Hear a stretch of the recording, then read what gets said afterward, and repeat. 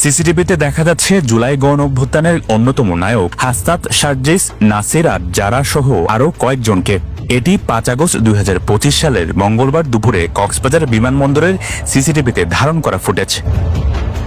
প্রশ্ন হলো, বাংলাদেশের বর্তমান প্রেক্ষাপটে 5 আগস্টের মতো গুরুত্বপূর্ণ একটি দিনে হঠাৎ গণঅভ্যুত্থানের নেতৃত্ব দেওয়া ব্যক্তিরা কক্সবাজারে কেন, যেখানে তারা ঢাকায় জুলাই সনদ ঘোষণা মঞ্চে অথবা অনুষ্ঠানে থাকার কথা, সেখানে তাদেরকে কক্সবাজারে দেখে শুধু সাগর পাড়ের শহর নয়, কৌতূহল ছড়িয়ে পড়ে দেশ জুড়ে।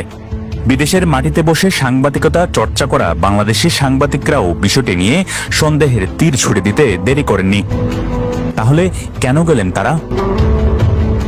শুরুর দিকে গুঞ্জন উঠে জাতীয় নাগরিক পার্টির গুরুত্বপূর্ণ নেতারা সাবেক আমেরিকান রাষ্ট্রদূত পিটার হাসের সাথে বৈঠক করতে কক্সবাজারে গেছেন, কিন্তু পরে বিভিন্ন তথ্যউপাত্ত যাচাই বাছাই করে কক্সবাজারের পিটার হাসের অস্তিত্ব পাওয়া যায়নি। তিনি বর্তমানে আমেরিকার ওয়াশিংটনে। অভিযোগ ওঠে, এনসিপি নেতাদের সাথে পিটার হাস বৈঠকে বসেছিলেন ইনানির হোটেল রয়্যাল টিউলিপে। গুঞ্জনটি ছড়িয়ে যাওয়ার পরপরই বিএনপির পক্ষ থেকে হোটেলের সামনে বিক্ষোভ মিছিল করা হয়।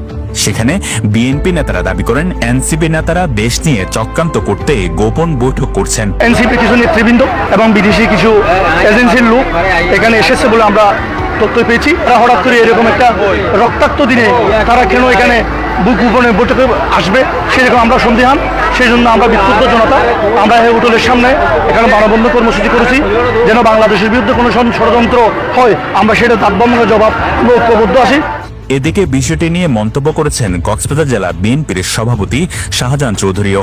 তিনি উখিয়ার এক সমাবেশে দাবি করেন, হোটেলে গোপন বৈঠক করে দেশ নিয়ে ষড়যন্ত্র করছে এনসিপি। একই সন্দেহ দলটির অন্যান্য নেতাকর্মীদেরও। তবে আবার কেউ কেউ মানছেন যে তারা অবকাশ যাপন করতে আসতে পারেন, কিন্তু প্রশ্ন থেকে যায় সফরের গোপনীয়তা রক্ষা নিয়ে।